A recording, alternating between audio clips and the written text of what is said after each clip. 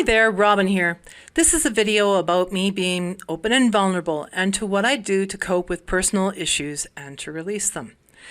I do this art therapy exercise sporadically as my personal issues don't ever really leave me, but slowly as I've done this type of exercise intermittently throughout my life, my limiting beliefs are lessening each time to where I can now look at them in the plus column instead of the negative column.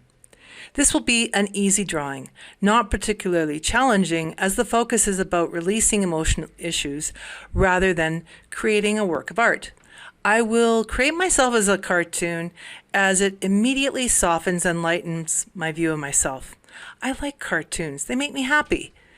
The vulnerable part of me is my learning issues and mental issues. So if you are sensitive and this may be a trigger for you, I invite you not to witness this exercise until you have some support, either of a professional or personal caring people around you.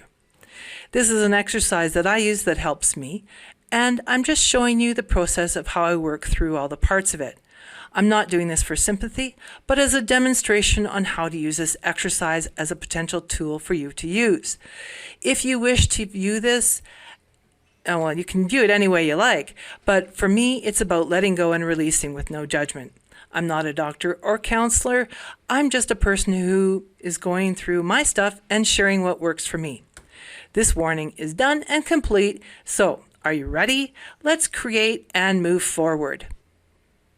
I have found that after each of this kind of release exercise, my art becomes even better and easier. I take more chances, I'm freer, a little mental freedom really affects my creativity.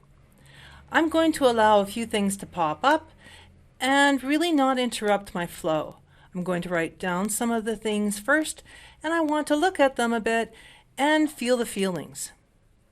In the past, I've had several labels, some that were unkind and sometimes inappropriate or misunderstood. So now I'm an adult, really a big adult, who can make some conscious choices on how I want to look at it and how I want to look at myself. I'm changing the game and I'm looking at it through different lenses. I will start by identifying some of those biggies. For me, and for you it will be different, but for me it's my ADD, OCD, and my dyslexia that often can define how I react and do different things. So I'll start there. I will acknowledge my stuff, be honest about it, and then I'm going to find the gifts that I receive, and then I'm going to let everything go. When I was a kid, those conditions or learning issues were not understood or really even wanted to be understood. I was really good with my coping skills, or at least I thought I was. Maybe I masked the issues so that it would be accepted better. I don't know if I was as successful or not, but I sure tried. I decided after making this list of mind-streaming thoughts that I needed to give my inner dialogue a face. So I made it a comedic face whispering in my ear. It kind of goes on in real life. And then I got to shut it down. I got to laugh and I got to let it go. So thank you, Protective Me, from me, and thank you, Flexible Me, for creating unique and interesting survival skills. I guess this is why there are so many books devoted or geared to adults or survivors with these issues. It was to help themselves and to help others recover from these kind of experiences and the lack of understanding and support, to give it to others. These people have scars too, and they are sharing in how they let go and moved on to help others. So thank you, other survivors, for sharing with me and giving me exercises like this that help me to grow. I wish to let go of those people, teachers, and influencers in my life who made things more challenging in the past. But those scars have marked me. But they also gave me some very good lessons. So let's be kind to them and yourself and let go of some of this negative stuff to make your life better, or in this case, my life better. Here's a thought I want you to think of in the future. Only if you let their opinions be absorbed in you do they become yours. I have problems spelling and processing and have had to put many words and sequence of words together into a body memory. What I mean is this: I don't think about them anymore. I've practiced them over and over again to turn them into a memory or reflex. This is a great skill that is in my arsenal of survival. So thank you, younger me, for creating good memory skills.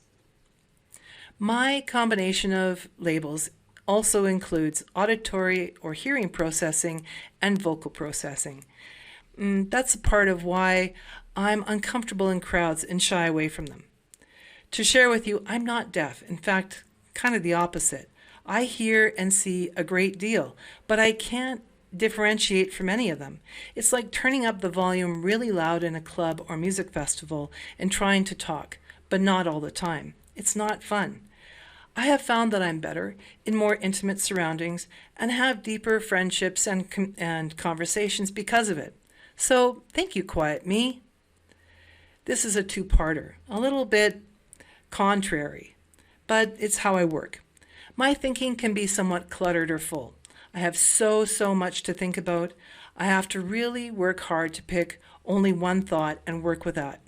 I shut down my abundant ADD thinking and choose only one of them to allow my OCD to kick in.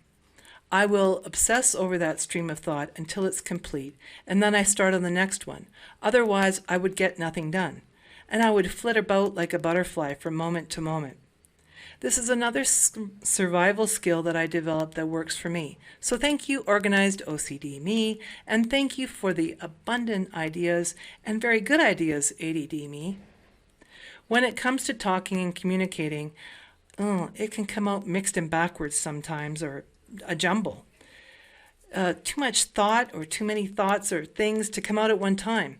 This is the reason why I try to talk slower and why I write something down about 15 times before I'm happy with it. I mean, almost everything. Sometimes even my to-do lists have to be written over and over or added to. It's good because it gives me time to review how my thoughts might affect people and to organize my thoughts. It also makes sure that everything is on the list. So thank you, OCD and ADD me, for figuring out this strategy and being aware of others and checking on the details. Now, as an adult, I realize that the way my brain works is actually a benefit for me in the long run. It has made me more compassionate and in some ways, very tough at the same time. It has also made me more creative and shows that I have a unique way of looking at life. And so I carry on. Sometimes, however, I need a little refresher to remind me of that. So, thank you for the lessons and healing me.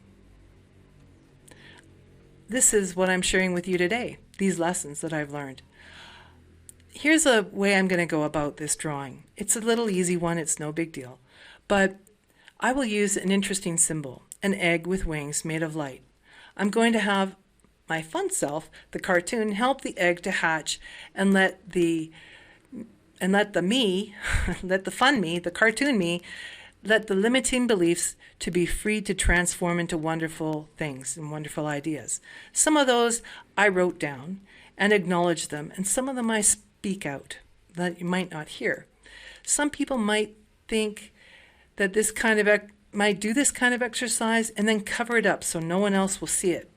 But for me, when I look back at it, I need to see the raw part of me so that I can give support to myself and remind myself to say the positives that have been converted from the negative.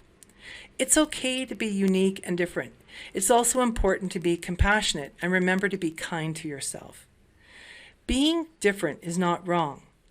Look, we've all been judgy at one time or another to ourselves or others. The important thing is to learn from those events and change it. Know your limitations and give yourself some boundaries. Be compassionate to yourself as well, and do what you're ready to do, ready to look at the time. Sometimes it's little by little and sometimes it's big steps. But do it with compassion.